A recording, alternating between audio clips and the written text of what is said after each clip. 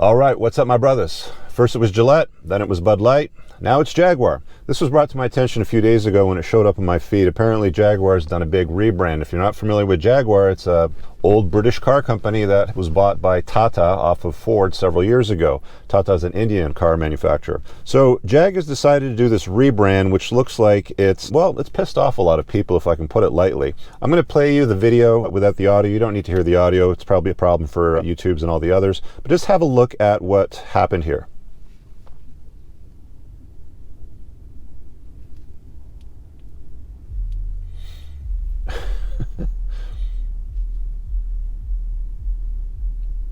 Delete ordinary, eh? Break molds. That dude ain't breaking out of anything. Or I don't even know what that is. And copy nothing. Well, you certainly copied Gillette and Bud Light with this ad. All right, well, let's have a quick look at some of the comments on this thread. My editor will put it up on the screen. I replied to Jaguar. I said, RIP Jaguars and rest in peace. Elon Musk came in and said, do you guys sell cars? Jaguar responded to Elon and said, yes, we'd love to show you. Join us for a cuppa in Miami, 2nd December. Warmest regards, Jaguar. Andrew Tate chimes in. This is, well, you can just read the screen, BS. I have 76 cars, do not own a Jag, and now I never will. So as you can see, not the wisest choice from a marketing perspective, if you ask me. I'm old enough to remember when Jaguar was a cool and sexy car company, a very cool and sexy car company.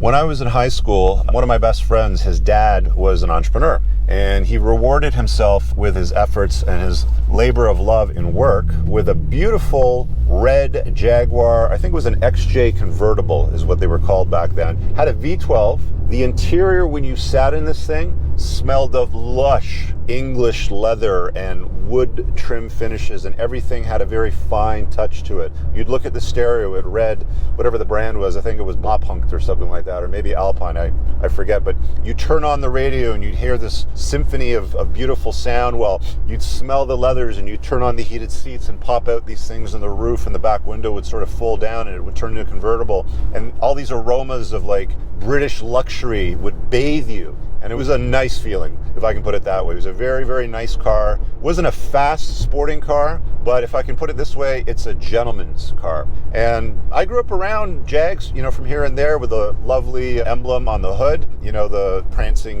cat. And, they've always been sexy cars. They've always been prestigious cars. They've always been, the cars of the English gentleman.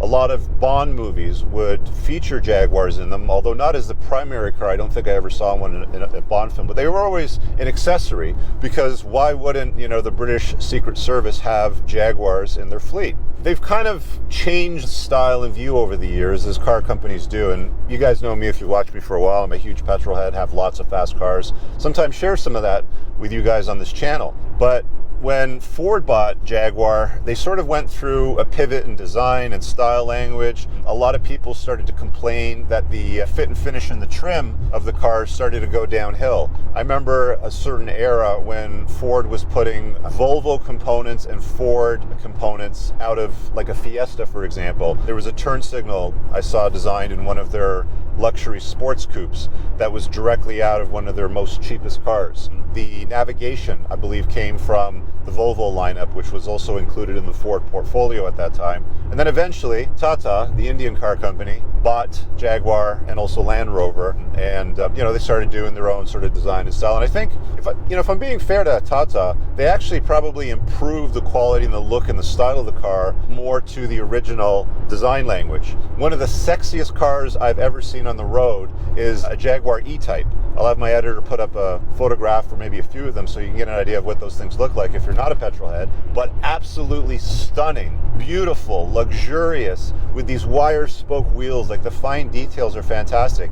If you ever have an opportunity, you hear about a Cars and Coffee or an old British sort of cars meet where they display these old cars, just go have a look and take a look around these cars. You don't even have to be a car enthusiast to understand the amount of craftsmanship and work and design that went into making these things look great. They've never been the best electrically, but as far as from a sex appeal perspective, beautiful, beautiful, beautiful cars. So fast forward to today, my brother actually, sorry bro, but the car company that you've loved has gone totally downhill. He's got a supercharged 5-liter V8 in his Jag convertible.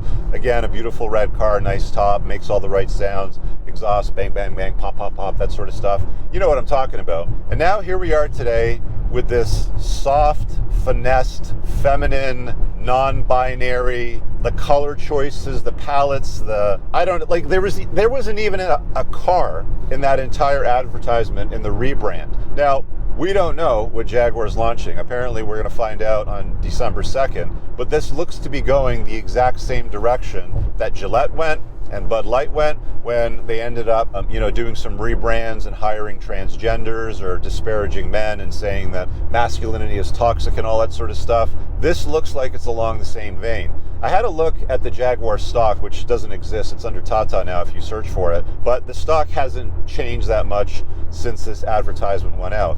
That may change when the earnings reports start to come in and people stop buying these cars. We'll see. So what's the origin of this? Why did this happen? Well, I've talked about DEI before. DEI is supposed to be diversity, inclusivity, equalism, blah, blah, blah, all this sort of stuff. And, some people make fun of the acronym and they'll say didn't earn it or something like that. But for the vast majority of cases, whenever a company goes woke and starts to hire a DEI style thinking or marketing execs or marketing juniors, and then they go and give the team an entire blank slate and say, go do what you got to do and run with it. We don't even want to see it. I mean, I can't imagine any Jaguar executives at the C-suite level could have signed off on this, and if they did, they should be terminated immediately, in my opinion. It's such a bad move. It's such a bad look on a car company that's been around for so long with a prestigious brand name, with a luxury brand name, with a sporting brand name. They've really done a number here.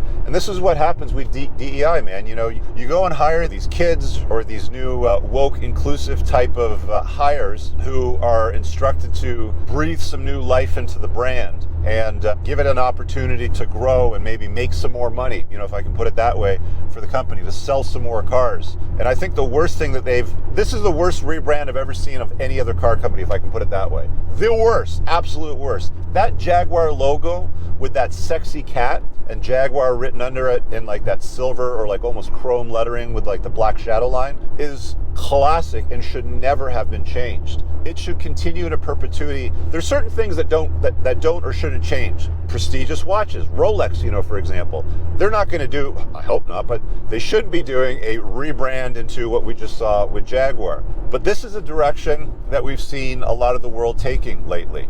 I have a feeling that this may be one of the last ones that we're going to see for the next few years anyway. I've said this before, with the Trump presidency, you're going to start to see less and less of the nonsense, less and less of the wokeness, less and less of the blurred lines. There's going to be clearly defined masculine roles and feminine roles, which is where we've always resigned ourselves to as human beings. Men want beautiful, feminine women with an hourglass shape. Women want successful men with resources that are handsome, competent, and all those other things. That's never going to change. No amount of taking a sexy, luxurious brand like Jaguar, painting it with feminine colors, and putting a bunch of weirdos in freaked out costumes walking around with bad haircuts is going to convince anybody that's been a brand loyalist or a purchaser of the brand in the past to want to buy more. If anything, every single one of those guys will probably take their money in their wallets, walk out the door, and go and vote with their money elsewhere. Maybe it's Aston Martin, maybe it's Porsche, I don't know, Porsche,